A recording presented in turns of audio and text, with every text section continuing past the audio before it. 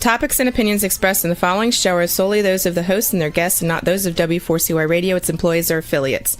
We make no recommendations or endorsements for radio show programs, services, or products mentioned on air or on our web. No liability, explicit or implied, shall be extended to W4CY Radio or its employees or affiliates. Any questions or comments should be directed to those show hosts. Thank you for choosing W4CY Radio. You're listening to the ASQ podcast for a transformational approach to life and leadership, blending soul wisdom with modern insight to create outer impact.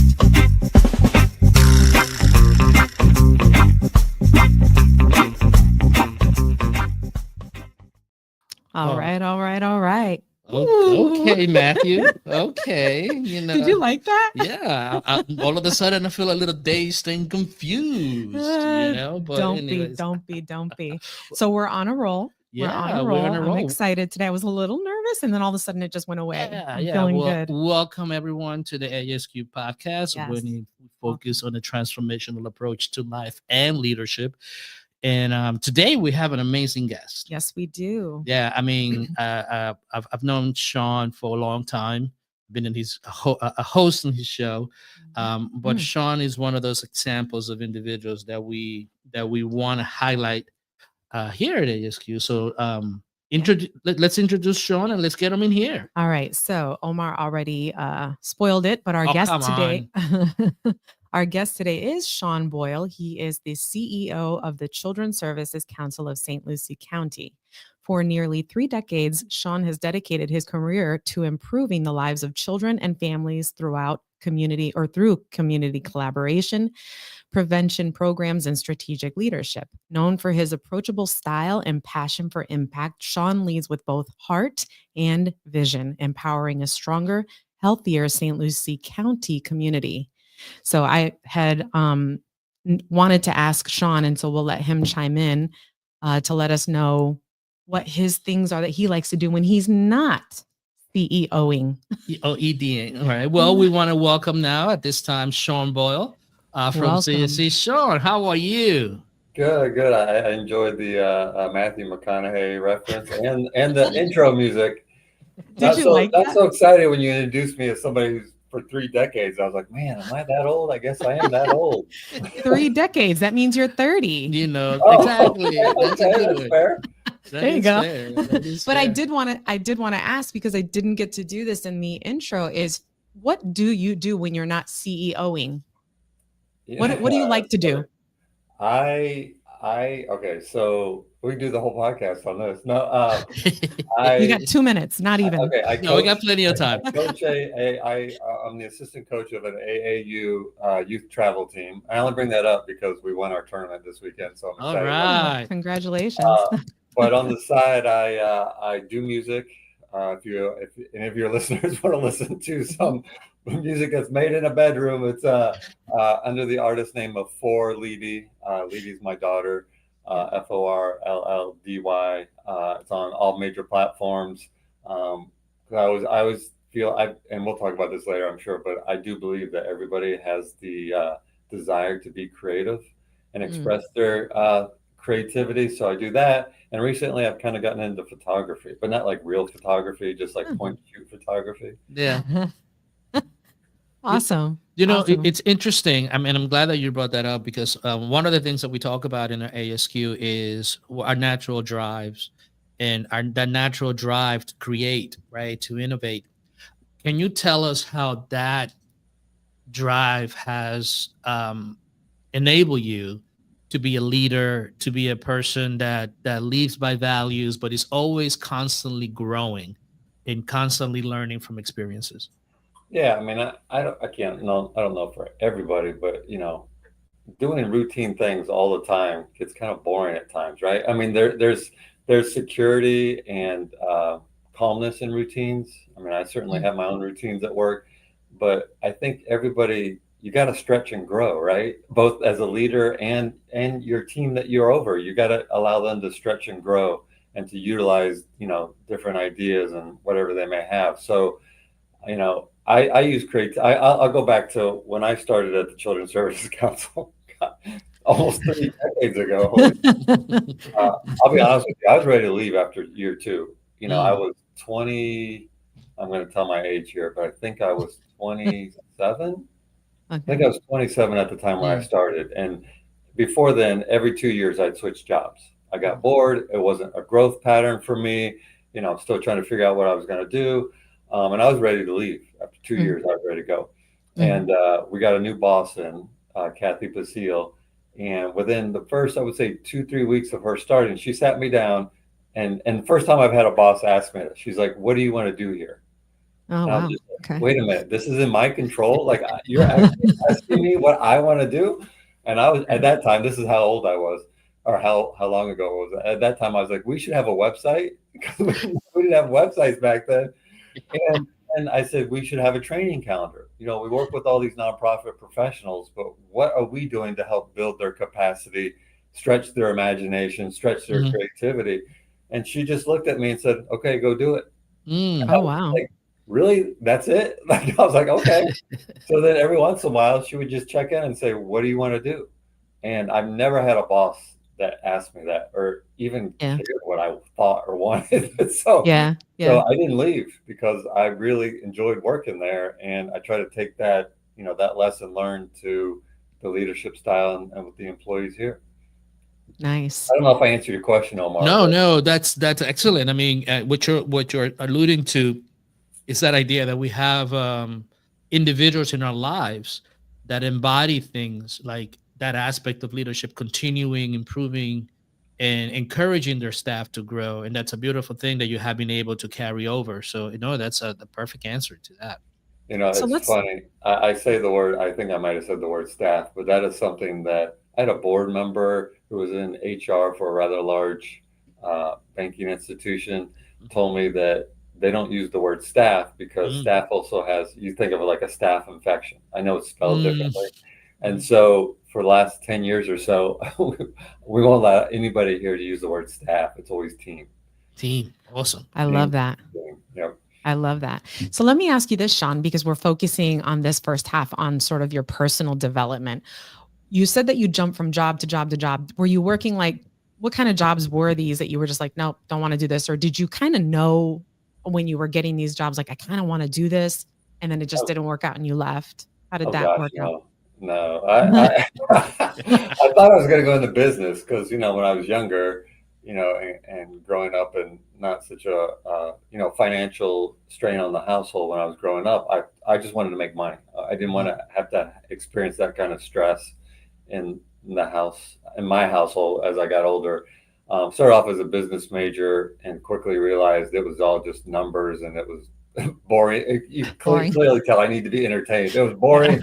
It was routine. And so I switched to psychology, not realizing there's really nothing you can do with that degree, but undergrad anyway, I should say. Undergrad. Right. But I spent 2 years doing child abuse investigations. That was very eye-opening. First job out of college, stressful.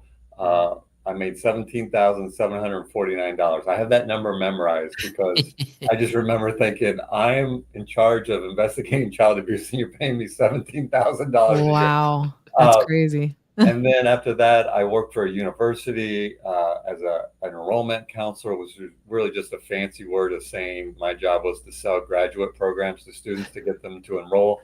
But the good news is I got a master's degree for free. Then I worked for a consulting company that I had kind of connected with because one of the vice presidents there was in my cohort, my master's cohort. And so I developed training programs for them because my degree was in adult education. And then after that, me and my wife, and at that time, my 1-year-old daughter, we just said, we're moving to Florida. We were living in Chicago. It was too expensive. Yeah. And we had my in-laws had just moved down here. So we picked up no jobs and saved money for a year, moved down here, got an apartment and landed a job at the Children's Services Council. So I think my career path was, I knew that I always wanted to work with people.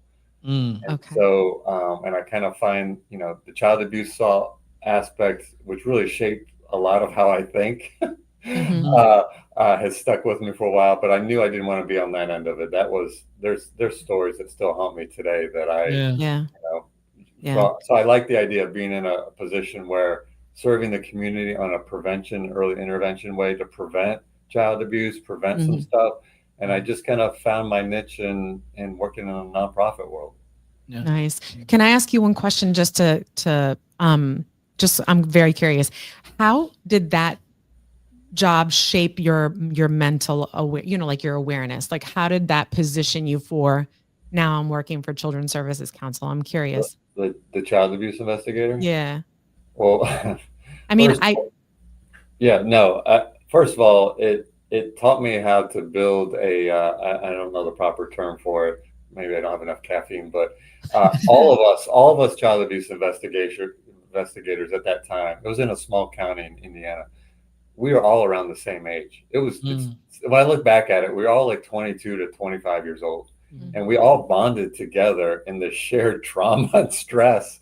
Yeah. And you develop defensive coping mechanisms to deal with it. And which is what I learned was, like, your body, your mind gives you the skills to cope with it. Because otherwise, like I said, every Christmas, there's always a story that sticks with me. Every time Christmas comes, there was a mom that couldn't be reunited with her daughter. And I had to have that conversation with her at a visitation at a supermarket in the evening.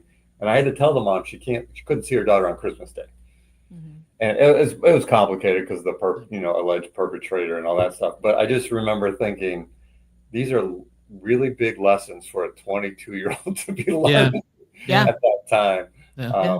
But other than that, for a while there, I found myself very cynical because it was a small county. And everywhere I went, I saw clients. And I remember thinking, man, everybody abuses and neglects their child in this community. Yeah. but then I also realized, and I also found stories of hope. I remember this father. I tell this story when I talk about our efforts that we do here.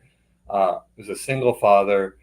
He was a great guy. We got called in because his son had whip marks from an extension cord on his behind. But when you talk to the dad genuinely cared for his kids. He wasn't a bad person. He was just parenting the way he was parented.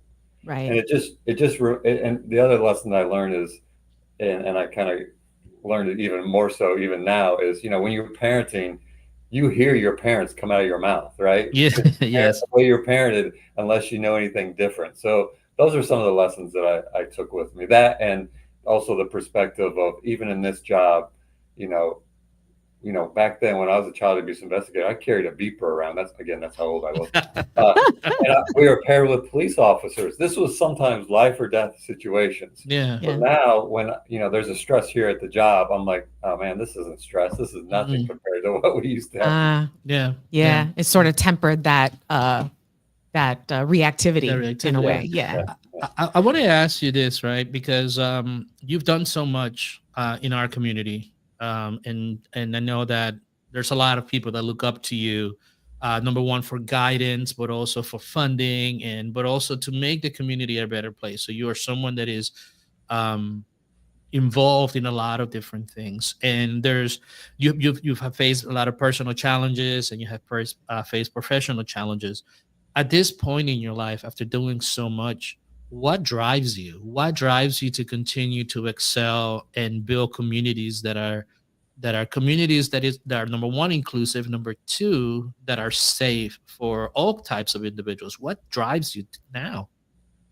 Well, personally, I'll tell you what drives me personally, and then personally, I appreciate all those nice words. I don't believe any of them. I have to get better. I have this drive to be, if somebody tells me I'm doing great, I never really absorb that, because I know myself better than anybody. I know what my shortfalls are, and I'm trying to work on those just like everybody else every single day. And I want to be better than I was yesterday. I want to be better than I was an hour ago. So I'm my personal drive, maybe it's competitiveness. I'm also a very competitive person. Yeah.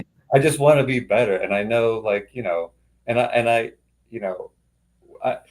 we are what we ingest, right? But literally through the food, but also through, what we absorb mentally.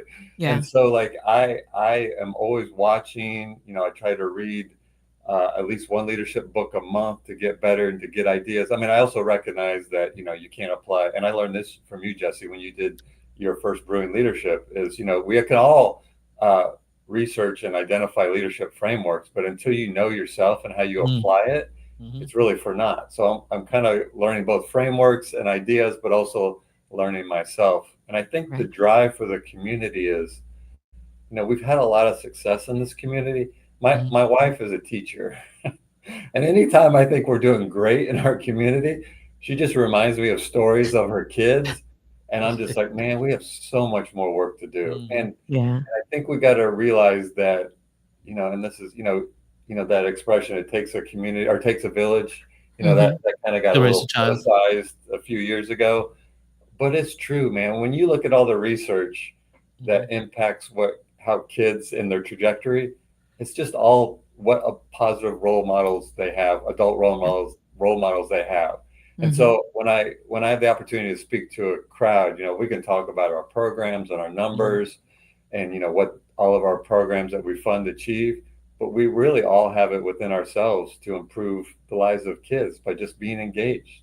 Yep. And that's kind of incredible when you sit back and think about it, right? It's within our control. Yeah. No, absolutely.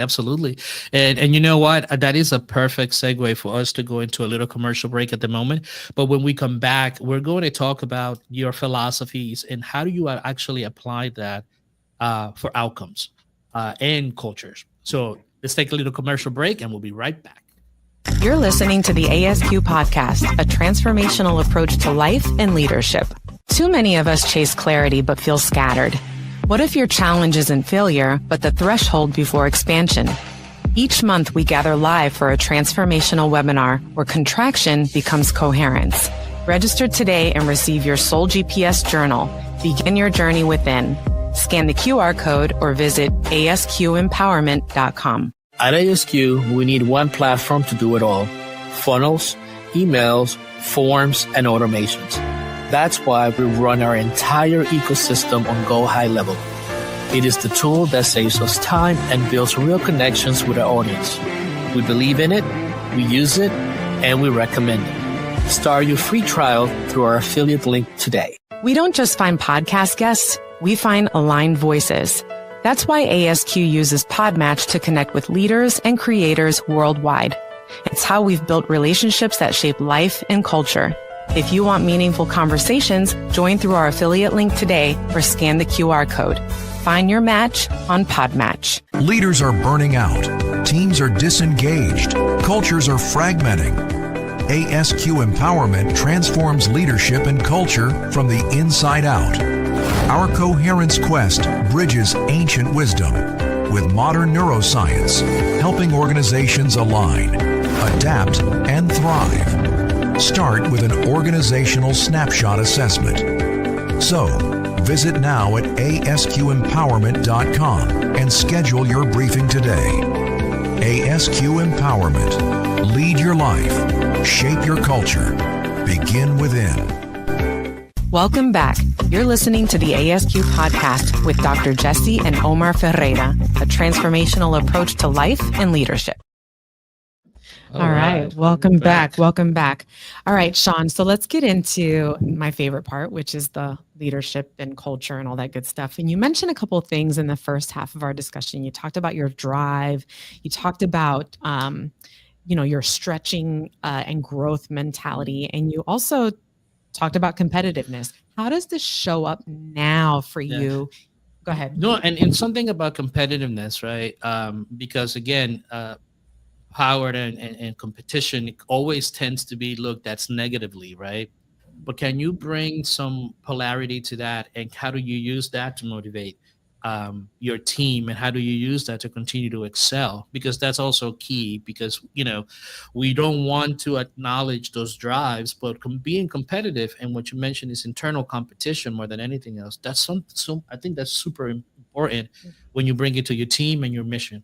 I think I think that most people, if they encounter me, even in the office, I think my team knows me pretty well. They know I'm competitive. But there's this expression that we mention here. What gets measured gets managed, and so we have developed metrics for all of our operations. There's metrics for our program. There's metrics for fiscal. There's metrics for engagement.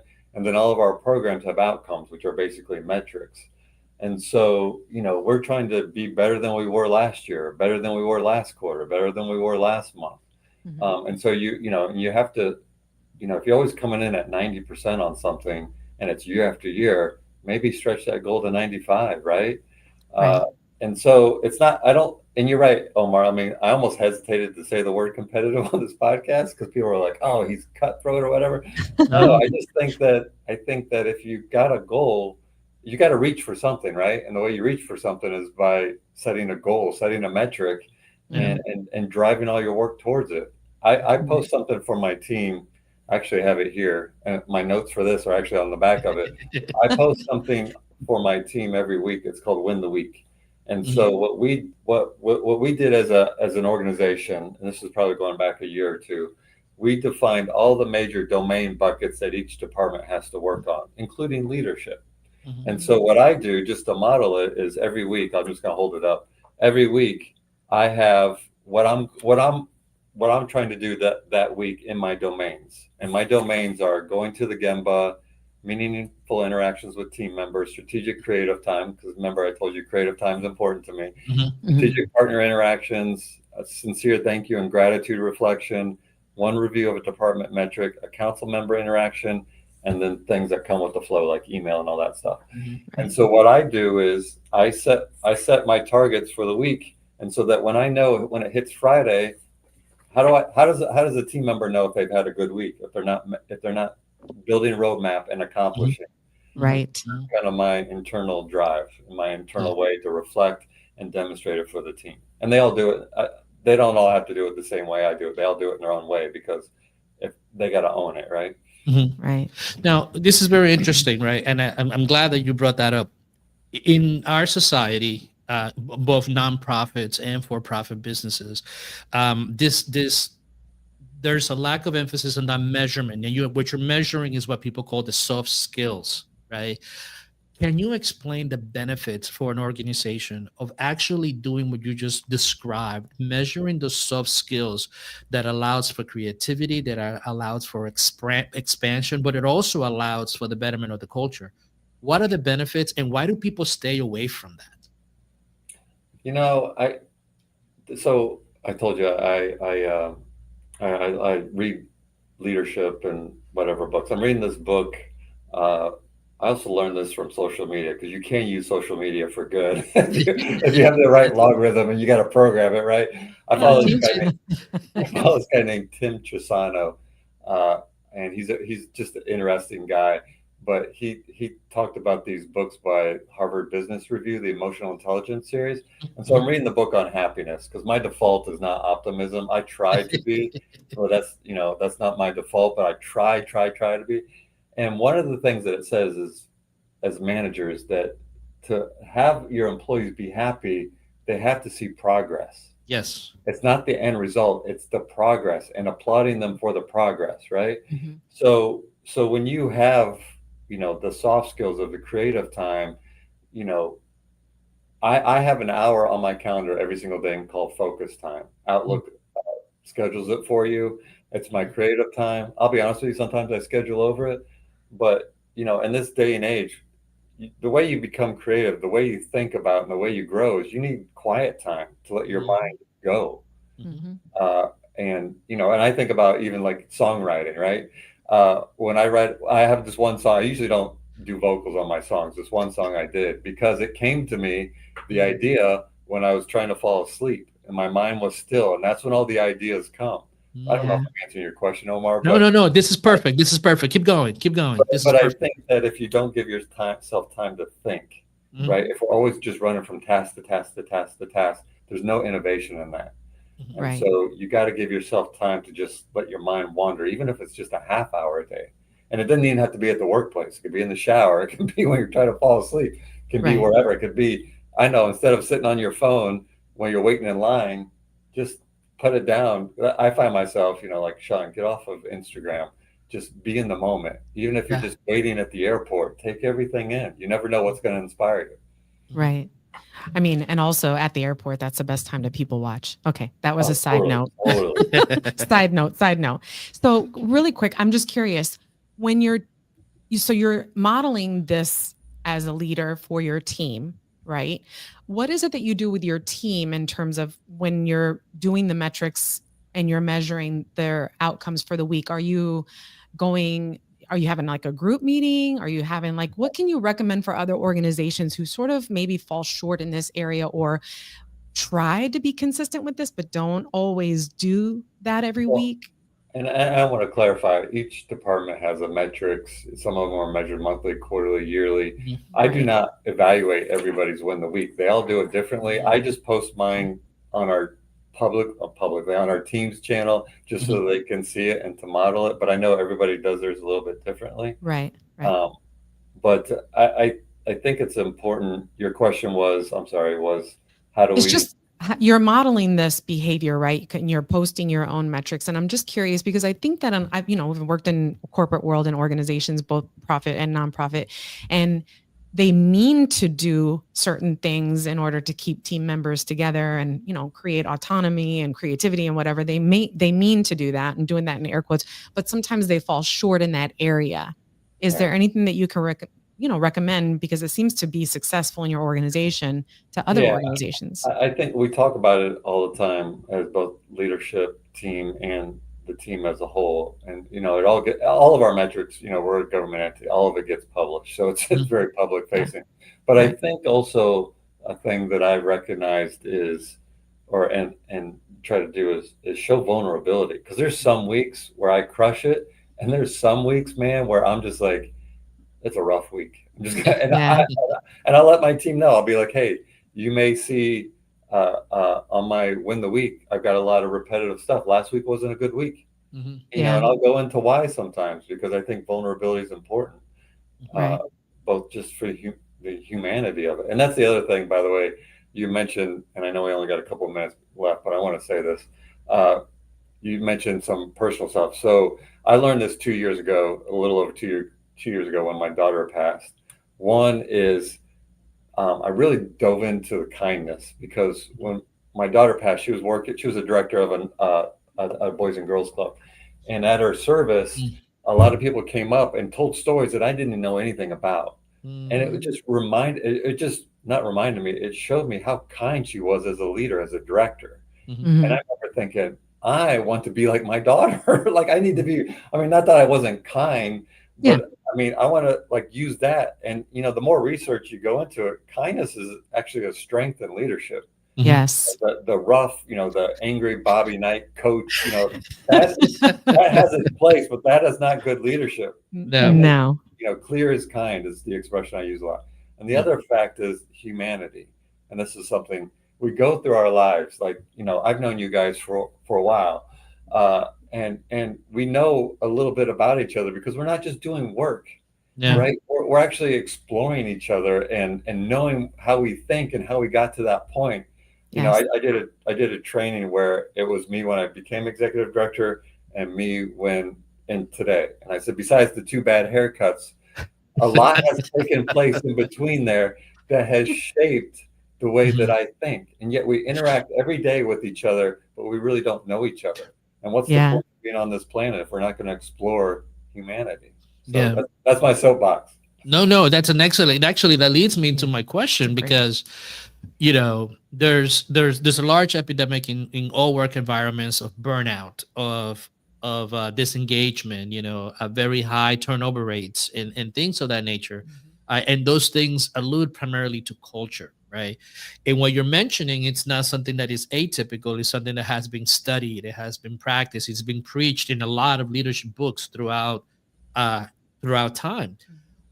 What is the ROI, right? Because the bottom line for most businesses and organizations is the ROI, the return on the investment of what they do. What is the ROI of this approach? Because there is a tangible ROI to it. How would they measure it? Well, we do workplace culture surveys here. We haven't done one in a while. So that's, you can get a metric from that, but I'm looking over here because that's the door. Sandy Mack one of our team members just celebrated his 13-year anniversary. Our shortest term employee, and this is because of a retirement, is 3 years. Wow. You know, Wow. I've been here 28. Ashley's coming up on 20. Wow. Tanya's around 16, 17. Wow. And we're doing good work. It's not like we're just sitting here coasting, right? We're pushing the envelope and doing good work. But I think it's all about the team atmosphere. I think humor plays a good part. We have org values. One of my favorite org values is humor. We take our work seriously, but not ourselves. Yeah. You know, a little humility is the important thing. But I think the ROI is you have a cohesive team that everyone's on the same page. Now, I'm not saying we're perfect. We clearly, obviously, have issues. Those pop up. But I think overall, it's a cohesive unit. And I think the biggest metric is your retention of your employees. Yep. Yeah, that's huge, actually. So in our world, right, that in which we're seeing now a change of this, going into this direction on a more emotionally intelligent or more kindness driven organizations. What do you see is the cultural expansion beyond your organization, but the cultural expansion and the cultural benefits of bringing that out there and exponentially begin to influence other organizations and other things like that? What are the benefits of that? And why is it important for new leaders to embody this approach rather than the previous approach? Oh, my sarcastic side would be like, have you been on social media recently? we need more kindness. We need more conversation. We need more people talking to each other. Yes. And you know, and diversity of opinion, of backgrounds is a good thing, because that's how that you know, fosters creativity, if you will. Right. I think, you know, I didn't go to kindness because I'm like, hey, I researched this and this is the best productivity, you know, the best style to get the best productivity. I went with kindness because it's just the right thing to do. It's the right thing to be, right? And it's exciting that it's, you know, you think of like the Ted Lassos and, you know, it's kind of hit mainstream. And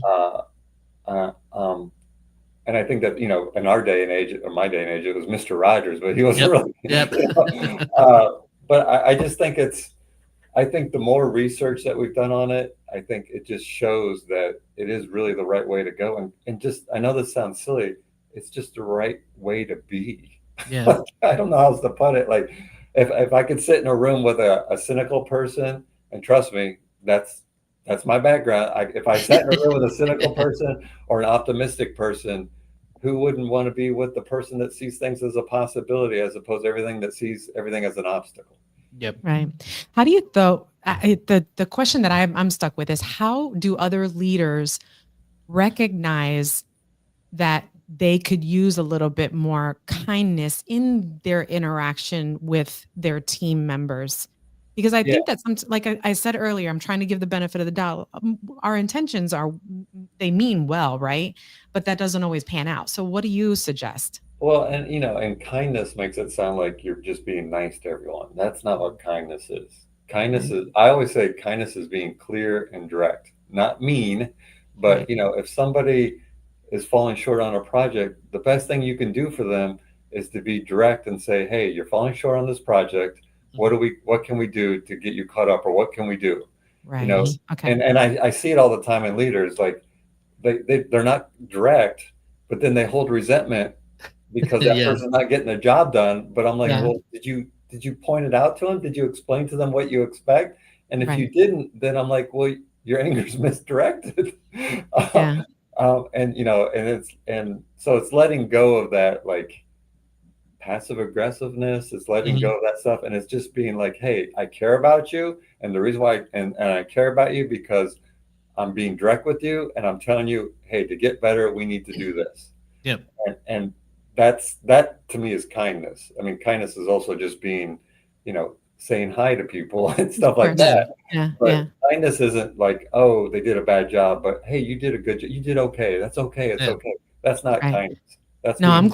I'm glad you clarified that, because I think there's this distinction there, you know, that's really important, because I think a lot of people think, oh, it's like servant leadership. It's misconstrued what it really is, right? Same thing with kindness. Sometimes it's misconstrued as a leader as to what kindness means. In this case, you're saying being direct, being honest, saying it like you need to say it. You know, you don't have to be a jerk, to express what you need to say. But saying that in and of itself is being kind, because it's feedback that improves these individuals and gives them also a growth mindset, right? And I do that kind of goes back to that idea of understanding being competitive as well, right? Because it's not it's how you apply it, right? How do you apply the competitiveness? You mentioned that you're competitive against yourself because you want to be the best that you can be, constantly improve. And also kindness is about being truthful, being direct, and guiding rather than condemning or yelling at someone, but then keeping it in because you're guilty. I don't want to hurt their feelings, but you're helping. But I love how practical you use that and clarify those two things. So thank you for that. Now, as we come close to the conclusion of our conversation right now, new leaders. There's a wave of new individuals that are going to take our places in leadership positions. Emerging leaders, Emerging leaders. What are your top 3 recommendations or advice or suggestions for those new emerging leaders? That's a good question. One, whatever way you learn. Like I'm a reader, but I'm the world's slowest reader. So there's, I think everybody should read Good to Great. Permission to Screw Up is a good book. So I would say get on the diet of reading or whatever way you ingest. Also, YouTube is a great place, but, just obviously be careful. The other thing I would say would be find a mentor. Somebody that, it doesn't have to be somebody that you're good friends with, just somebody that you respect and have dialogue with them. And then the other thing is, and, especially for new directors, new leaders, is we at our Children's Services Council, we partner with the Community Foundation. We do a leadership series. It's a 5-week course called Masterclass in Leadership. And I always tell the group afterwards, I'm like, stay in touch and meet with each other. Sit down with other growing leaders and talk about what you're struggling with in a cone of silence, of course, because you never know where you're going to get that good idea from. And plus, it also is just a gentle reminder that you're not on an island by yourself. Yeah.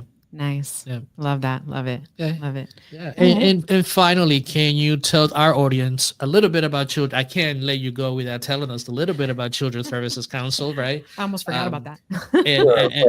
and tell us about, don't test me right now because it's too early for me to get tested on the 5 things.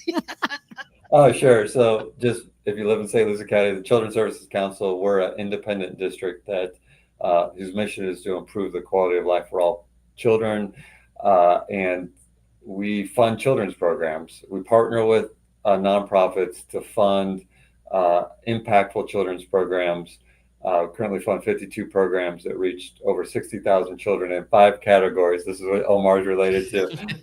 I always joke, I think I get a nickel every time I say this. 1, making sure every baby's a healthy baby. 2, stopping child abuse before it happens. 3, keeping kids off the streets. 4, keeping them in school. And 5, keeping them off drugs, alcohol, and other risk behaviors. And we make sure that these programs are truly available to all families in St. Lucie County.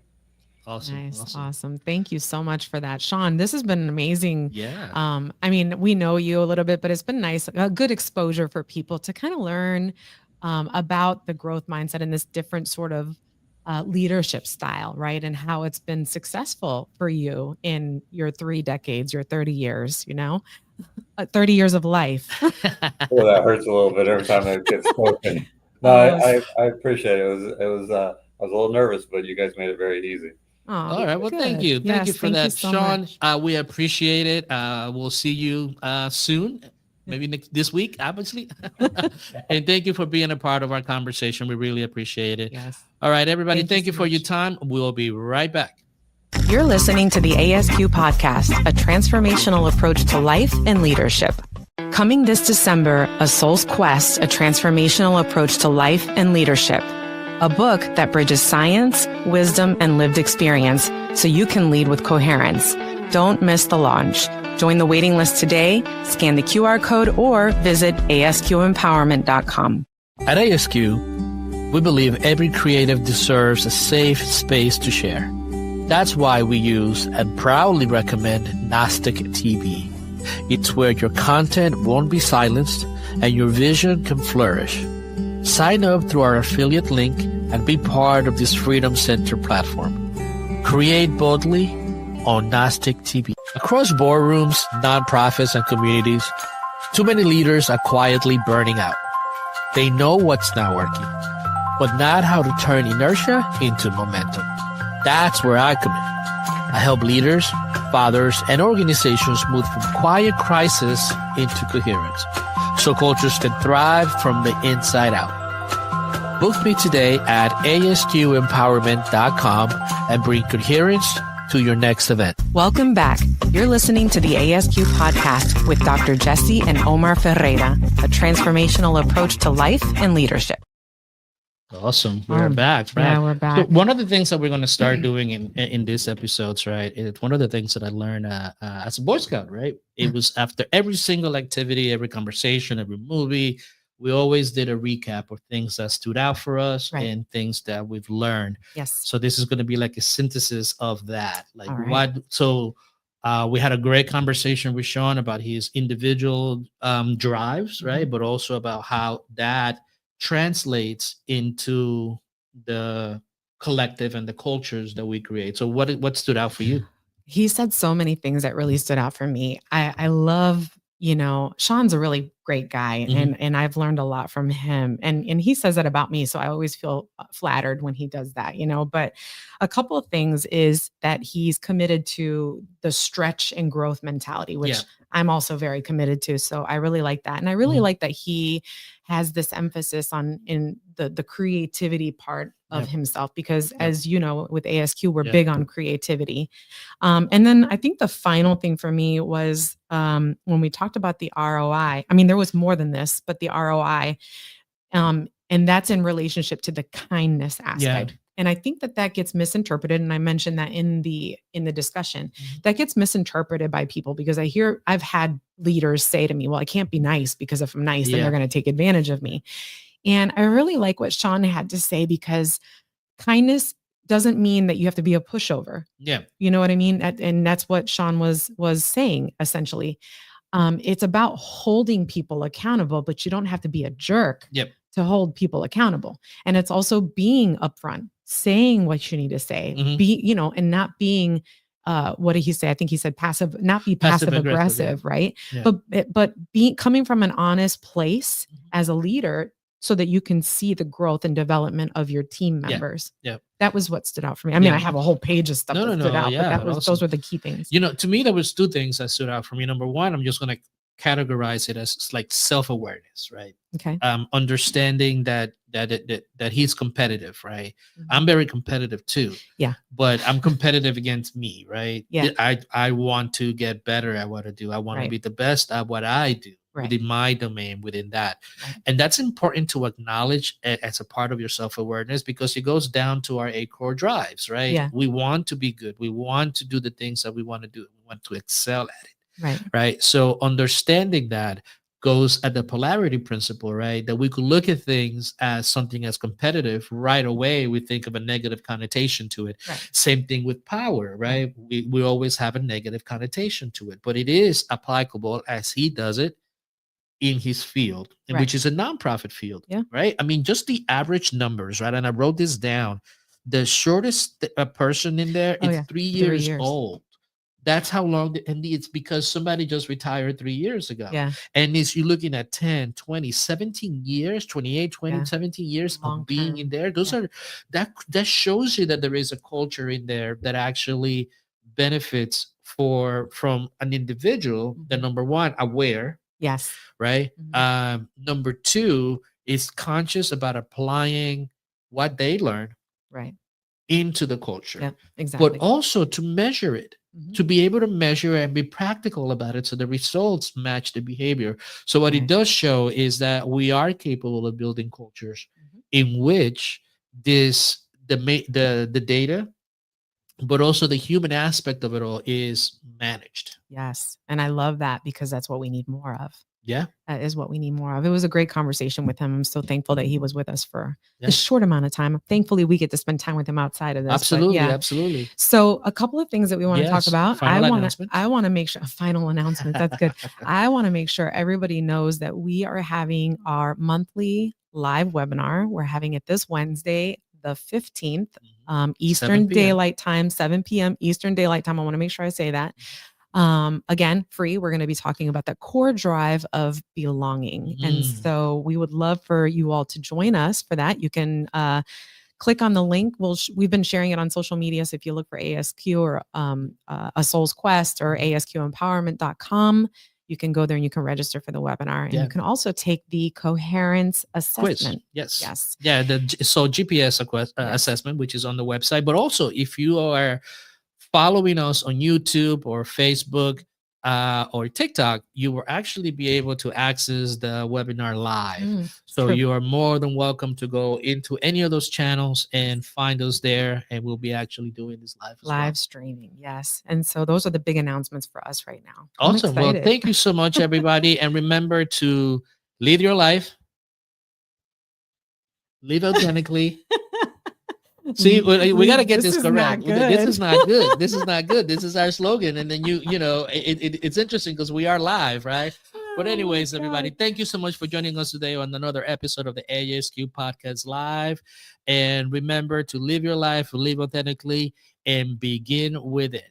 Have a great, great rest of your day. Thank you for listening to the ASQ podcast. Remember to lead your life, shape your culture, begin within. Visit us at asqempowerment.com and join the movement.